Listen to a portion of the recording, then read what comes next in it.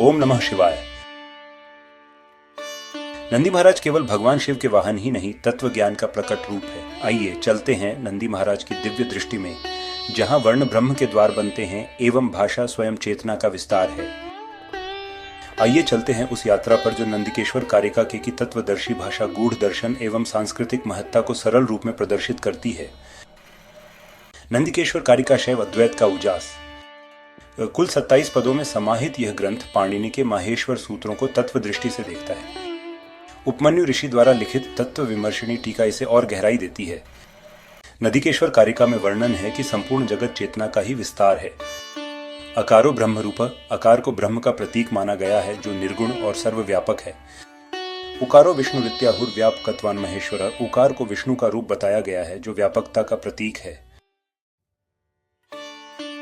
वर्णों की तात्विक व्याख्या। प्रत्येक माहेश्वर सूत्र को तात्विक दृष्टि से समझाया गया है।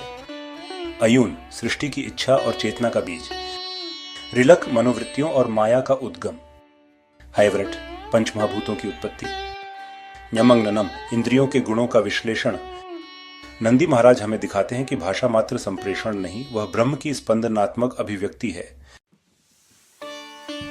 यह ग्रंथ पाणिनि के माहेश्वर सूत्रों की व्याख्या करता है जो संस्कृत व्याकरण के मूल आधार हैं।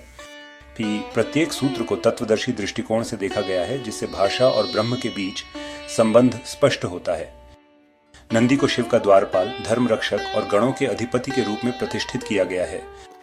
ग्रंथ में वर्णित तत्व ज्ञान से स्पष्ट होता है कि नंदी केवल वाहन नहीं अपितु ज्ञान और चेतना के वाहक हैं। यह ग्रंथ योग, तंत्र और वेदांत के बीच सेतु का कार्य करता है।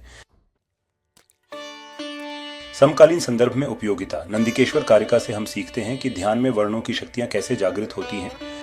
यह ग्रंथ नाद योग, वाचिक साधना और तांत्रिक अनुभवों के लिए एक मंत्र दृष्टा की दृष्टि प्रस्तुत करता है। आज जब हम भाषा को तकनीक एवं भावनाओं के बीच पुल बनाना चाहते हैं, नंदी महाराज की यह दृष्टि फिर से प्रासंगिक बनती है। संस्कृत शिक्षण, शैवतंत्र साधना एवं सांस्कृतिक पुनरुत्थान के लिए यह एक दिव्य प्रकाश है। नंदी महाराज की मौनता में ब्रह्म का घोष है। नंदिकेश्वर कारिका केवल ग्रंथ नहीं अपितु आत्मा का स्वर है। नमः पार्वती पतये हर हर महादेव।